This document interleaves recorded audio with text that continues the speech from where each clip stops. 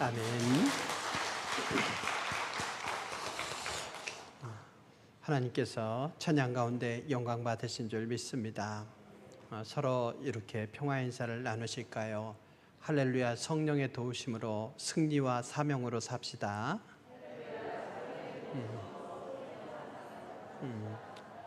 죽지 못해 마지 못해 사는 것이 아니라 인생의 난제를 풀어가며 또 승리하면서 오히려 험난한 세상에서 우리는 사명으로 살아야 됩니다. 지난 3월 1일부터 3개월간의 공식적인 신학 재연수의 해를 잘 보냈습니다.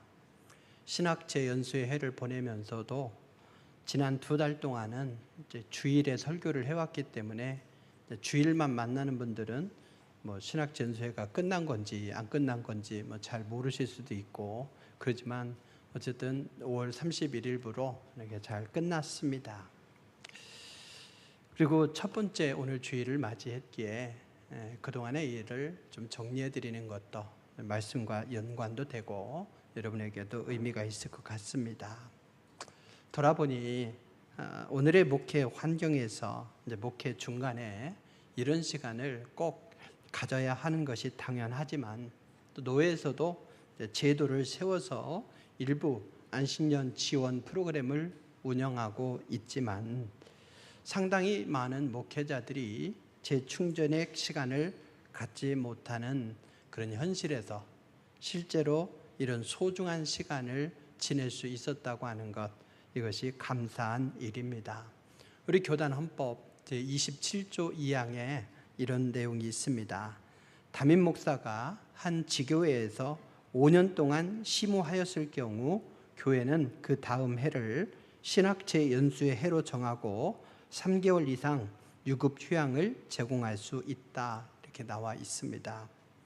5년마다 신학제 연수의 해를 통해서 목사의 실력을 향상시킬 기회로 삼으라는 취지로 세워진 법이지요.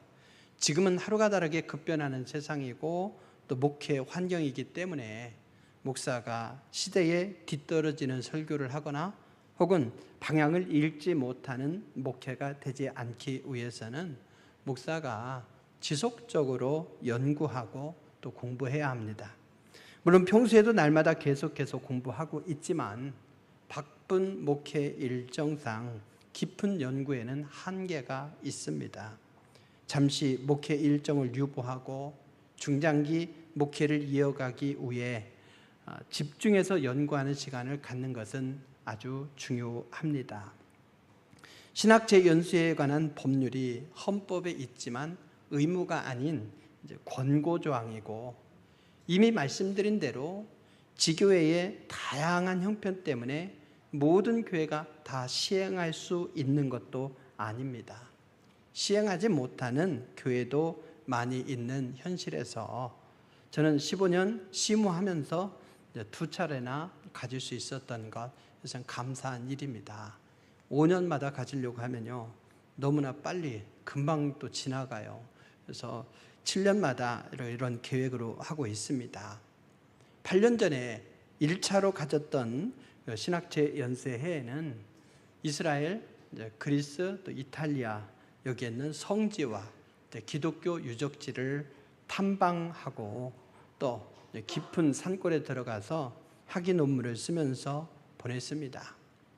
성지 순례를 통해서 성경 말씀을 더욱 깊이 이해하는 기회로 삼았고, 담임 목사와 또 다수 부교육자와의 관계, 그리고 리더십에 관한 이 연구 논문을 정리하면서 교회가 더 성장한 후의 미래 목회를 준비하는 기회로 삼았습니다.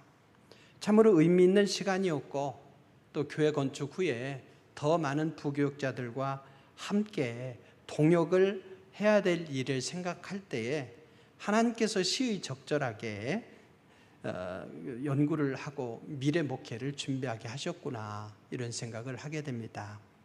저는 8년 만에 다시 이렇게 갖게 된 이번 신학제 연수의 해를 어떻게 보내야 의미 있는 시간이 될까 고민하면서 기도하였습니다. 상당히 많은 성도들이 이 코로나 시국에 힘들고 고통스러운데 저만 놀자고 할 수 없잖아요.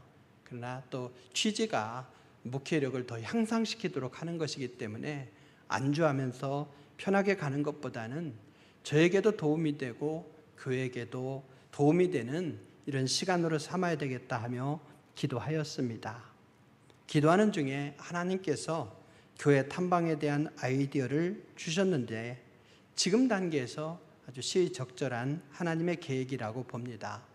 물론 제가 이전에도 직간접적으로 교회 건축을 경험하기는 했지만 우리가 앞으로 감당해야 될 교회 건축의 과제는 이 치밀하게 준비해서 아쉬움 없이 완성해내야 됩니다. 왜냐? 마음에 들지 않는다고 다시 허물고 지을 수 있는 성냥개비 집이 아니잖아요. 그러다 보니 잘 해내야 됩니다. 우리 성도 중에도 교회 건축에 대한 준비부터 해서 모든 과정을 제대로 아는 전문가가 없습니다. 또 목사의 성전 건축 경험이나 또 성도 중에 건축 전문가 없어도요, 있어도 큰 의미가 없는 것은 성전을 3번이나 건축하신 분도 4번째 건축하면서는 또 예상치 못한 어려움을 겪었다고 그래요. 그러니 정말 많은 준비를 해야 되는 것이죠. 좋든 싫든 우리는 강제로 주어진 성전 건축의 과제를 수행해내야 됩니다. 그것도 우리 힘으로 말이죠. 이런 현실에서 하나님께서 주신 생각은 참으로 기발한 것이다, 이렇게 감사하게 되었습니다. 하나님은 결코 손해보지 않으시는 분이십니다. 우리가 교회 건축을 부실하게 하면 우리도 힘들지만 하나님의 입장에서도 손해이죠. 그래서 하나님은 순종하는 우리를 은혜와 지혜로 이끌어 가시면서 열매를 맺게 하시고 그 열매를 가져가셔요. 거기에 저를 이제 사용하시는 거죠. 사랑하는 성도 여러분, 우리가 선한 목적을 가지고 기도하면요, 하나님께서 그 방향을 이렇게 이끌어 주시는 것을 보게 됩니다. 지혜의 영이요, 그리고 도움의 영이신 성령께서 지혜로 인도해 주신다는 사실을 믿으시기 바랍니다. 순종의 결과로 얻게 되는 그 열매는 참 놀라운 거예요. 저는 이번 신학제 연수의 해를 보내면서 다시 한번 그 사실을 깨달았습니다. 하나님께서 주신 감동을 따라서 신학제 연수회 동안에 우리 교회 건축의 모델이 될 교회들을 탐방하기로 하고 전국에 있는 신도시, 또 도시개발구역, 또 재개발구역에서 비교적 최근에 지은 교회들을 조사했습니다. 그리고 유명한 또 교회 건축 전문 설계사무소를 거기서 모델로 내놓은 교회도 조사했습니다. 그래서 저희가 교회 건축을 준비하면서 참고할 만한 대표적인 70여 개 교회를 선정해서 탐방 조사를 위한 기초 자료집을 만들고 해당 교회와 일정을 조율하였습니다. 오미크론의 상황에서 교회 형편상 탐방을 부담스러워해서 탐방을 보류하거나 포기한 교회들도 있었지만 대부분의 교회들은 저희의 탐방을 환영해 주었고 그리고 친절하게 안내해 주었습니다. 교회 형편을 따라서 어느 교회는 담임 목사님이, 어느 교회는 부목사님이, 어느 교회는 또 행정실장이, 어느 교회는 또 건축위원장이 나와서 그 교회의 형편, 또 건축 과정에 있었던 어려움들, 또 현재 이 건물의 상황, 이런 것들을 상세하게 알려주시고 또 필요한 자료도 주시고 더 요구하면 더 상세한 자료들도 주겠다, 이렇게 약속한 교회들도 상당히 있습니다. 어찌 보면 사업으로 치면 영업비밀이잖아요. 근데 그걸 아낌없이 다 알려주면서 우리 교회가 더 잘 지을 수 있도록 응원해 주는 걸 보면서 하나님의 은혜 안에서 형제 자매된 교회가 바로 이런 모습이구나 하는 것을 다시 한번 생각했습니다. 지난 3개월 동안에 탐방했던 교회들의 건축에 대한 정보를 정리한 것이 바로 여기 있는 이 보고서입니다. 그리고 사진도 한 3,000장 이상을 이렇게 찍어서 정리를 했습니다. 아직은 교회 건축을 구체적으로 추진하는 단계는 아니기 때문에 모든 성도가 이 자료를 공유하면서 고민할 필요는 없다고 봐요. 그래서 책자를 소수만 제작해서 앞으로 우리 교회가 어떤 모습이 되어야 될까 함께 기도하면서 구상하고 있는 우리 비전 2028 위원회 그 위원들과 이제 공유하면서 함께 기도 제목으로 삼고자 합니다. 지난 3개월 동안 55개 정도의 교회를 돌아보면서 우리 교회처럼 유리한 조건에서 건축하는 교회는 없었더라 하는 것에 대해서 감사했습니다. 현재 위치의 교회의 터를 잡은 믿음의 선배들의 담대함과 헌신, 그리고 지금까지 이 재산을 잘 유지해 오신 우리 성도들의 성실, 그리고 목양실 앞 토지, 또 형제의 집 앞 로타리를 주차장으로 바꾸는 것 등등 만만치 않은 과제이지만 그 과제 앞에서 함께 협력해서 좋은 결과를 나타낼 수 있도록 도와주신 우리 성도들의 이 성숙한 태도가 최상의 결과로 지금 이어지고 있는 것이죠. 이 모든 것이 미래를 위한 하나님의 계획이었고 준비였고 인도하심이었습니다. 아무튼 신학체 연수회를 보내면서 탐방하는 이 교회들의 친절한 섬김, 그리고 너무나 잘 준비된 우리 교회의 현실을 생각하면서 몸은 조금 피곤한 그런 일정이었지만 영혼은 감사하는 시간으로 보냈습니다. 그러면서도 이렇게까지도 하나님께서 잘 준비해 주셨는데 우리가 잘 전하지 못한다면 하나님 앞에 얼마나 죄송할까 하며 거룩한 부담을 갖게 되었습니다. 또 지난 3개월 동안 55개 정도의 교회를 돌면서 건축한 교회마다 예외 없이 건축 과정에서 크고 작은 문제를 만났고 지혜와 기도의 힘으로 극복하면서 건축의 사명을 완수해냈다는 것을 알았습니다. 아무리 평온하게 건축했다고 해도 건축 도중에 문제가 발생하지 않은 교회는 없었습니다. 심각한 문제를 극복하면서 건축을 마친 교회도 있고 큰 문제로 확대될 뻔한 걸 지혜로 기도로 해결하면서 비교적 평온하게 건축을 마친 교회도 있습니다. 어쨌든 탐방한 교회들이 소개해 준 문제들은 우리가 수년 후 건축하는 과정에서 만나게 될 문제라 생각했습니다. 다행인 것은 탐방한 교회에서 저희를 만나주신 분들이 공통적으로 고백하는 내용 때문이었습니다. 뭐냐? 우리 성도들이 힘을 모으고 건축위원들이 헌신하면서 교회를 지은 것 같은데 실상은 하나님께서 건축하시더라는 거죠. 그렇습니다. 하나님이 기가 막히게 도우시고 친히 하나님께서 문제들을 풀어가셔서 건축하셨고 성도들은 그 가운데서 은혜를 받고 믿음이 더욱 견고해졌다는 것이죠. 그래서 하나님께서는 하나님께도 이득이고 우리 성도들도 믿음이 견고해지니까 이득이고 이게 성전 건축인 거예요. 우리가 앞으로 교회 건축 과정에서 발생하는 각종 문제를 해결하려면 참 부담스럽죠. 머리도 무겁죠. 때로는 이 문제를 어떻게 해결해야 될까 답답한 상황도 만나게 될 것입니다. 그게 우리의 연약함의 한계도 느낄 겁니다. 모든 일을 앞장서서 책임지고 결정하고 이끌어야 될 건축위원들은 더더욱 힘들 거예요. 거기다가 잘했다고는 말하지 않고는 조금 뭐가 문제가 있으면 질타만 하겠죠. 그걸 다 감내해야 돼요. 얼마나 부담됩니까? 그래도 하나님의 집을 짓고자 하는 모든 노력이 은혜의 열매로 이어지기 위해서는 앞장서서 헌신하는 분들, 앞으로 구성될 건축위원들 배나 기도하며 수고하면 오히려 믿음이 더 견고해지고 하늘의 축복이 있을 줄로 믿습니다.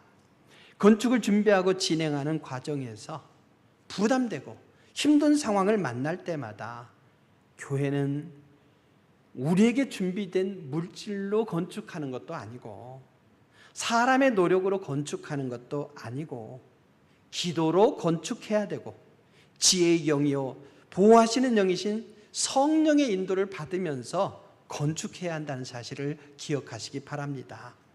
교회는 우리와 또 우리 후손들의 영혼의 안식처예요. 몇 년 후에 건축을 시작하겠지만 여러 가지 협의를 하고 있는 지금 이미 우리는 산만 뜨지 않았지 건축하고 있는 거예요. 건축이라고 하는 것은 바느질과 같은 거죠. 바느질이 바늘을 가지고 옷감을 뜨는 것만이 바느질이 아니죠. 그것을 바느질집을 찾아오는 것, 그리고 실을 바늘기다 끼는 것, 그것도 다 그 바느질이에요. 그래서 지금 우리가 부지를 위해서 이렇게 협의하고 어느 정도 가질 것인지를 보고 또 미래를 준비하고 보상을 협의하고 보상금을 또 최대 이익을 위해서 잘 관리하는 것 하나하나가 다 건축이거든요. 그래서 이미 우리는 강제적으로 건축 과정에 들어와 있고 건축 중이다. 이것을 생각해야 됩니다. 그래서 우리 모두가 기도의 용사가 되어서 준비하는 과정부터 모든 것이 순조롭게 진행되도록 우리의 책임으로 여기고 지금은 기도해야 될 때입니다. 기도가 현 단계에서 전 성도가 우리 교회에서 할 수 있는 최선의 헌신임을 기억하시기 바랍니다. 신도시 발표부터 지금까지 순조롭게 인도하신 하나님께서 우리 모두의 기도를 들으시고 최선의 열매로 인도하시리라 확신합니다. 사랑하는 성도 여러분, 우리 교회에게 뜻하지 않게 교회 건축이라고 하는 이 엄청난 과제가 강제적으로 주어진 것과 마찬가지로 우리의 인생들에게도 강제로 주어졌는데 그것을 회피할 수 없고 반드시 풀어내야 될 그런 과제들이 다가올 때가 있습니다. 건축을 회피할 수도 없고 포기할 수도 없고 반드시 감당해야 되고 잘 감당해야 됩니다. 우리의 인생도 어떤 어려움이 다가와도 포기할 수 없고 돌아갈 수 없고 그냥 억지로 버텨내는 것이 아니라 잘 살아내면서도 아름다운 사명으로 살아야 됩니다.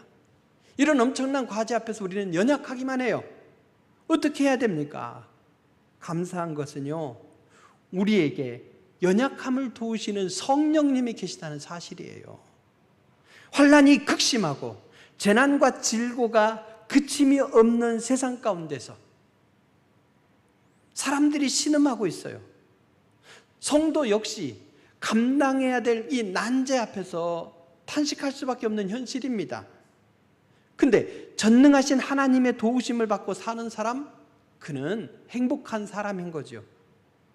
옛날 출애굽의 영도자 모세는요, 광야 40년의 세월을 끝내고 나서 백성들 앞에서 그런 얘기를 해요. 지나온 광야 40년 얼마나 힘들었느냐. 그런데 이 광야 기간을 지낸 너희는 행복한 사람이다 말했어요. 이스라엘이여 너희는 행복한 사람이로다. 여호와의 구원을 너같이 얻은 백성이 누구냐? 그는 너를 돕는 방패시오 내 영광의 길이시로다. 내 대적이 내게 복종하리니 네가 그들의 높은 곳을 밟으리로다. 광야 생활에 대한 것도 또 가나안 땅을 정복해야 돼, 거기에 있는 대적자들을 정복해야 될 일도 다 하나님께서 책임져 주시니 너희는 행복한 사람이다, 이런 말입니다. 우리의 삶이 순탄하기 때문에 행복이 아니라 우리의 인생이 광야길처럼 펼쳐지는 것 같지만 그 과정에 성령님께서 우리를 도와주시기 때문에, 그래서 승리가 보장되어 있기 때문에 우리가 행복한 사람이라는 겁니다. 서로 이렇게 인사하실까요? 아, 당신은 행복한 사람. 어디 가사죠? 사도 바울도 우리 성도가 누구냐 했을 때에 하나님의 특별한 은총 그리고 도우심을 받은 자라 이렇게 정의하고 있습니다. 세상 가운데 우리를 고와 같이 내버려 두지 아니하시고 도움의 영이신 성령님 보내주셔서 세상 끝날까지 우리와 동행하게 하셨기 때문입니다. 바울은 오늘 본문 말씀에서 그리스도인이 누리게 되는 특권을 논하면서 이것을 말로 다 할 수 없는 하나님의 은혜라고 표현합니다. 하나님께서는 오늘 본문 앞에 보면요, 8장 1절부터 쭉 보면 우리들을 사랑하셔서 독생자까지 보내주셨어요. 우리를 사랑하셔서 우리가 고통당하지 않도록 끝까지 보호해 주신대요. 우리가 하나님의 자녀이기 때문이죠. 그래서 사랑하실 때 끝까지 사랑하셔서 우리의 인생을 책임지시는 겁니다. 이렇게까지 우리를 사랑하셔요. 그래서 능력까지도 더불어 주십니다. 더군다나 바로 성령을 우리에게 선물로 주셔서 오늘의 이 시대를 이기게 하셨으니 얼마나 감사한 일입니까? 본문 앞에 보면 피조물이 다 이제까지 탄식하며 함께 고통하고 있는 것, 이것이 우리 인생 앞에 펼쳐진 현실, 우리를 둘러싼 환경이래요. 그리고 믿음의 백성도 예외는 아니라는 거죠. 다만 탄식의 내용이 다른 거예요. 우리는 주님의 나라가 빨리 임하기를 간절히 사모하면서 소망 가운데 탄식하는 거래요. 같은 탄식이라도 내용이 다른 거죠. 어쨌든 이런 탄식의 환경 속에서 성령이 함께 하십니다. 그것도 세상 끝날까지 우리와 함께 하십니다. 그리고 우리의 연약함을 도우신다고 하는 것이죠. 성령님의 도우심이 우리에게 어떻게 임하는지 오늘 말씀 속에서 깨닫고 성령님의 도우심 속에서 넉넉히 이겨낼 뿐 아니라 주님이 위임하신 사명으로 이 험난한 세상을 살아내는 여러분 되시길 주의 이름으로 축원드립니다. 그렇다면 성령님께서 어떻게 도와주십니까? 먼저 성령님은요, 우리가 연약하다는 사실을 아셔요. 여러분 허리가 아파요. 근데 속상한 게 뭡니까? 남편이 그걸 안 알아줘. 뭘 아프다고, 일단 설거지는 하고 누워있어. 이러면 눈물 나겠죠. 근데 그것을 누가 공감해 줍니까? 동병상련이에요. 동병상련. 우리 유정순 권사님 오랜만에 오셨는데 굉장히 아프신 중에 지금 앉아 계신 것 자체가 지금 기적이에요. 근데 유정순 권사님을 많은 분들이 환영하는데 아까 보니까 가장 반갑게 인사하는 분이 누군가 봤더니 박은정 집사님이에요. 왜 그러냐? 그분의 몸이 지금 상태가 두 분이 비슷해요. 서로 위로가 되는 거예요. 교회에서 만나다니 이러고 말이죠. 뭔가 아픔을, 나의 약함을 해결해 주지는 못해도 그것을 공감해주고 알아주는 자체가 얼마나 위로가 되는지 모릅니다. 그 자체로 위로가 되는 거예요. 우리 성령님이 우리의 연약함을 아신다는 거예요. 이와 같이 성령도 우리의 연약함을 도우시나니 그랬는데, 도우신다는 건 뭐겠습니까? 우리의 연약하다는 것을 이미 알고 계신다는 거죠. 알고 계시니까 도와주시는 거예요. 네가 말이다, 이 세상 가운데서 왜 패배했냐? 왜 이렇게 강력하게 헌신할 줄 알았더니 왜 쓰러져 있냐? 우리 성도끼리는 낙심하고 때로는 책망도 할지 모르지만 성령님은 다 알고 계신 거예요. 저렇게 연초에 송구영신 예배를 드리면서 올 한 해 동안 연말까지 끝까지 헌신하겠다고 다짐하지만 성령님은 그래, 그 마음이 기특하다. 그렇지만 2, 3개월 지난 후에 쓰러지는 거 내가 이해한다. 그래도 2, 3월에 쓰러지지 말고 4, 5월에 쓰러지렴. 이러면서 알고 계시면서 격려하시는 거죠. 막 기도로 살아야지. 그렇게 결단 안 해본 사람이 어디 있어요? 기도로 살고 있는 분이 근데 몇 명이나 됩니까? 세상에 상처 한 번 안 받고 낙심 한 번 안 하고 신앙의 슬럼프 없이 그렇게 앞으로만 달려가는 사람이 얼마나 되겠습니까? 목사 중에서는 얼마나 되겠습니까? 그것을 이겨내며 또 넘어졌다 일어나렸다 하면서 몸부림하며 가는 거죠. 그것을 성령님이 아신대요. 그것을 고려하면서 우리의 연약함을 고려하면서 우리를 인도하신다고 하는 것이죠. 나보다도 나를 더 잘하시는 성령님께서 우리의 연약함을 다 알고 계시니 여러분 속상해하지 마십시오. 우리가 연약함에 대해서 그래서 어쩌라고 뻔뻔할 것도 아니지만 아이고 나는 안 돼 이러면서 자포자기하지 마십시오. 연약한 것은 새삼스러운 것이 아니고 그래 나의 이 교만을 방지할 수 있는 도구인 거죠. 세상에 강하다고 주장하는 사람도 다 뒤에 보면 다 약해요. 그래 우리가 솔직하게 나의 형편을 다 아시는 하나님 앞에 뭘 감춥니까? 나는 연약합니다. 내 힘으로 할 수 있는 것은 별로 없습니다. 이것이 부끄러운 것도 아니고 연약한 것도 아니고 있는 그대로를 하나님 앞에 솔직하게 인정하는 거예요. 그래서 자기 능력, 자기 의지만 신뢰하지 말고 연약함을 인정하고 나의 도우심을 알아주시고 돕기 위해서 시의적절하게 다가오시는 성령님을 의지하시고 성령님을 꼭 붙들고 가시기 바랍니다. 잠시 잠깐 교만이 들어올지라도 누르십시오. 나는 성령님의 도우심이 아니고는 살 수 없는 존재야. 늘 그렇게 성령님의 존재를 인정하시고 나의 한계를 인정하시고 살아가는 여러분 되시기 바랍니다. 성령님이 나를 아신다면 성령님께서 어떤 방법으로 도와주시는지도 알아야 되겠죠. 성령님께서 우리를 도우시는데 너는 가만히 있어, 내가 다 해줄게 이러면 몸이 연약해져요. 조그만 것에도 쓰러집니다. 오히려 우리가 강할 수 있도록 성령님께서 적절하게 역사하시는데 어떻게 해요? 기도로서 도와주시고 우리가 기도로서 문제를 해결해 가도록 도와주신다고 하는 거예요. 우리가 구하지 않는 것도 성령님은 우리의 형편을 따라서 다 도와주시지만, 그러나 우리에게 기도라고 하는 이런 우리에게 사명을 주시고 은혜를 허락하셔서 우리가 간구할 때에 성령님이 거기서 역사하시는 거예요. 어떻게 역사하십니까?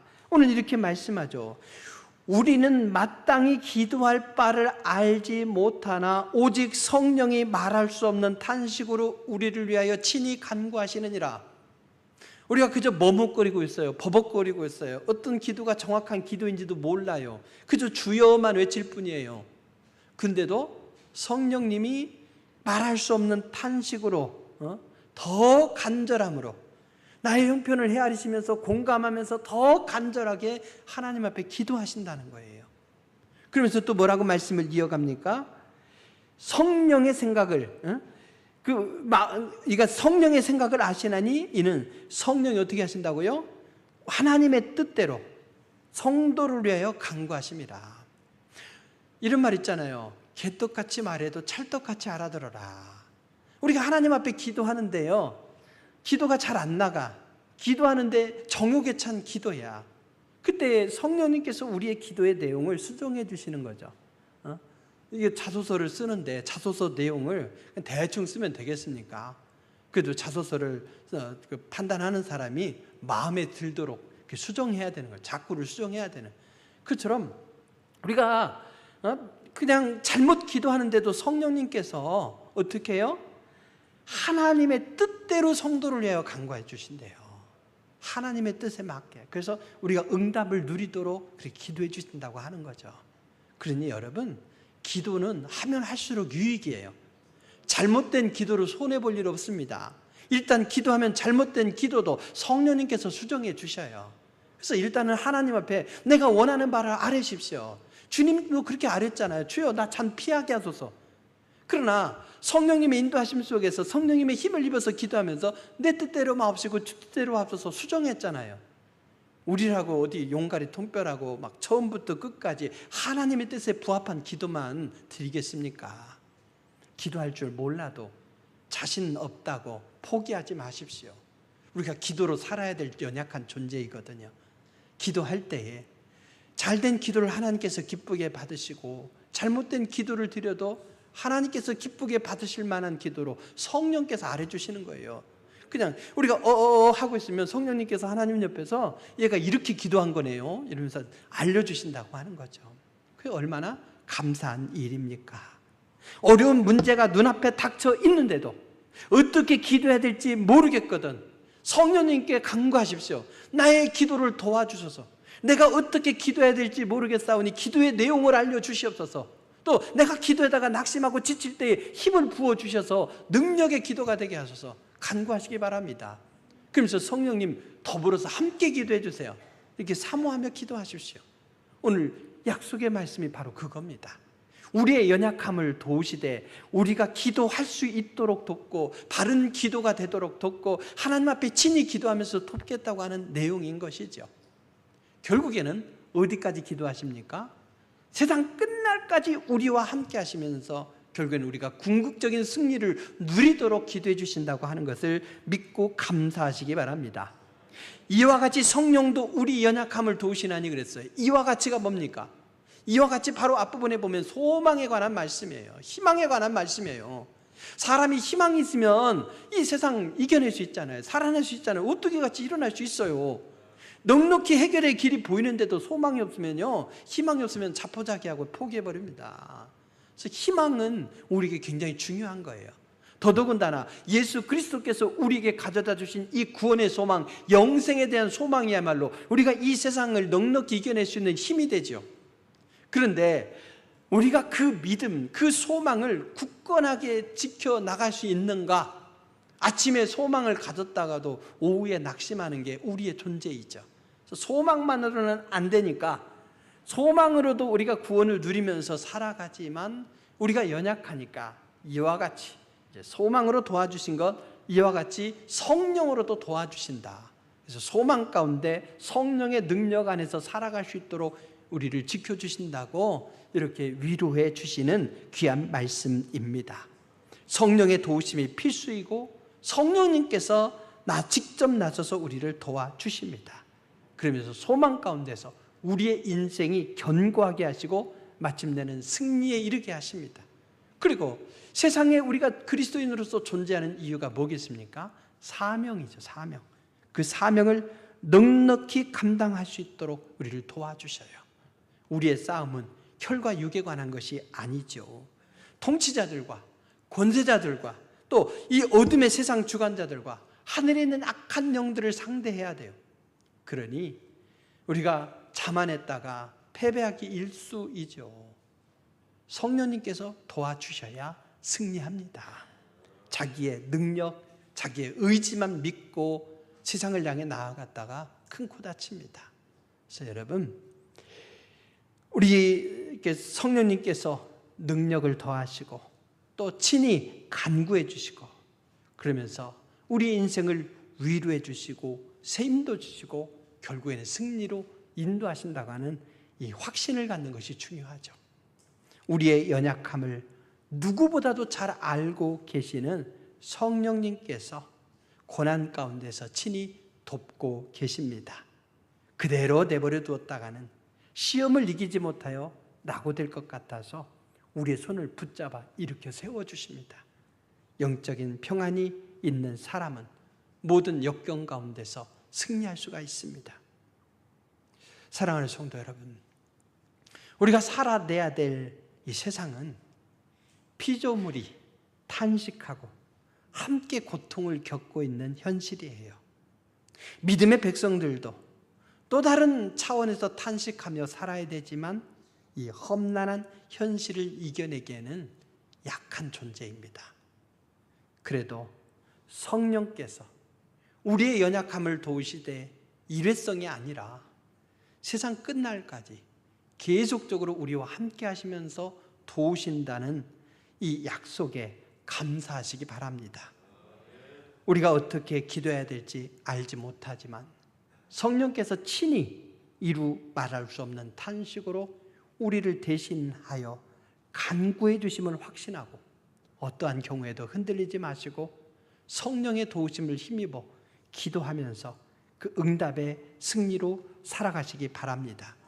이미 우리는 복된 존재입니다. 그 어떤 경우에도 하나님의 보호하심을 받으면서 믿음의 승리를 보장받은 자요, 두고두고 축복의 증거자가 되기 때문에 우리는 감사한 일이고 복된 존재인 겁니다. 특별히 마음을 감찰하시는 성령님께서 도우신다고 했으니 담대히 세상을 이기십시오. 성령께서는 친히 간구하심으로 우리를 도우십니다. 성령께서는 하나님의 뜻대로 간구하심으로 우리를 도우십니다. 그 결과로 우리에게 일어나는 모든 일이 합력하여 선을 이루고 그래서 감사로 이어지는 놀라운 일이 펼쳐질 줄 믿습니다.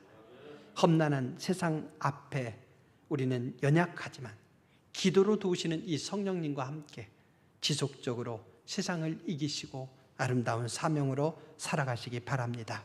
기도하시겠습니다. 귀하신 아버지 하나님, 세상은 험난하고 영적으로 악한 존재들이 또 판을 치고 있는데 우리는 참 연약합니다.